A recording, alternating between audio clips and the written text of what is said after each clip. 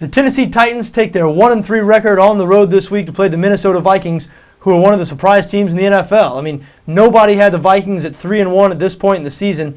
And really, after their first two games, they didn't look that impressive to me anyway, squeaking out a narrow win over Jacksonville and then losing a close one to Indianapolis. But over the last 2 weeks, the Vikings have opened some eyes. First, in Week 3, beating the San Francisco 49ers. A lot of people heading into that game thought the Niners were playing the best football of any team in the NFL. Still, after the Vikings won that game, it was a big upset, but people thought it might be a fluke. A lot of people weren't fully buying into this Minnesota Vikings team, but they followed it up last week by going on the road and beating Detroit. I think it's official. This Vikings team is for real. They've got an excellent front seven on defense. They've got Adrian Peterson, who looks like his same old self. I mean, shocking to see just a few months removed from a devastating knee injury. Adrian Peterson playing some great football, and he's not even the best playmaker on that Vikings offense anymore. That's because Percy Harvin has really emerged now. I mean, is there a more lethal guy in the entire NFL with the ball in his hands than Percy Harvin? I'm not sure there is.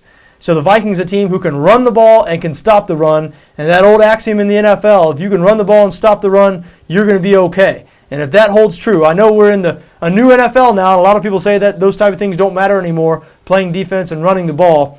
The Vikings are going to test that theory because that's exactly what they do well. In terms of passing the ball, quarterback Christian Ponder, still not their strength, but Ponder's been improved in his second season. He's avoided some of the critical mistakes he made last year and really throughout his collegiate career. You know, Ponder was one of those guys at Florida State who would play 3 or 4 good games and then have a 3 or 4 interception game.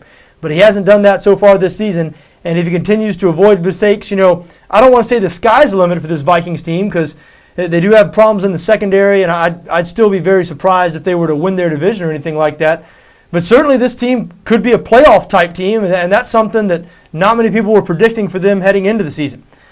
Now this Sunday, they're 5.5 and 6-point favorites, both markets being offered on BETDAQ, over the Tennessee Titans. 44 the total in this game.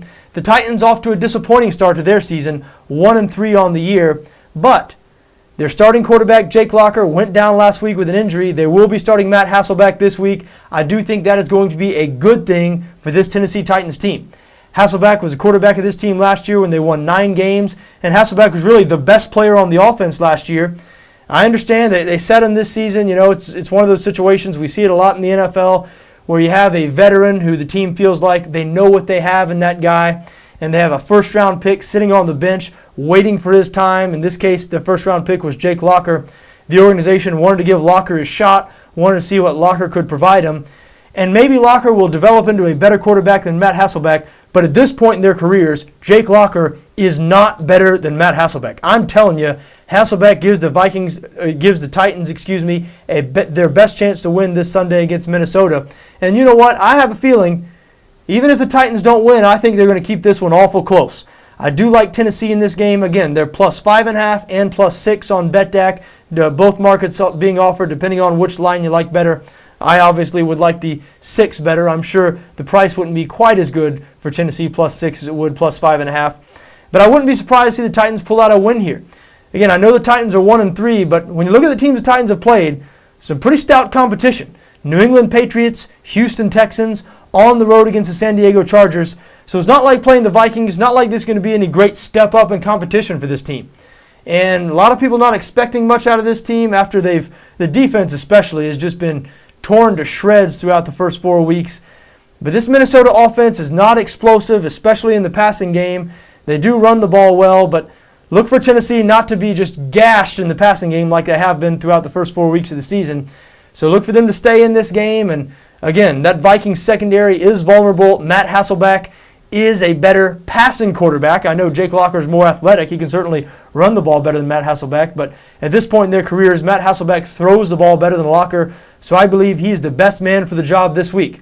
I do look for the Tennessee Titans to go on the road this week and either pull out an upset victory or keep it very close against the Minnesota Vikings.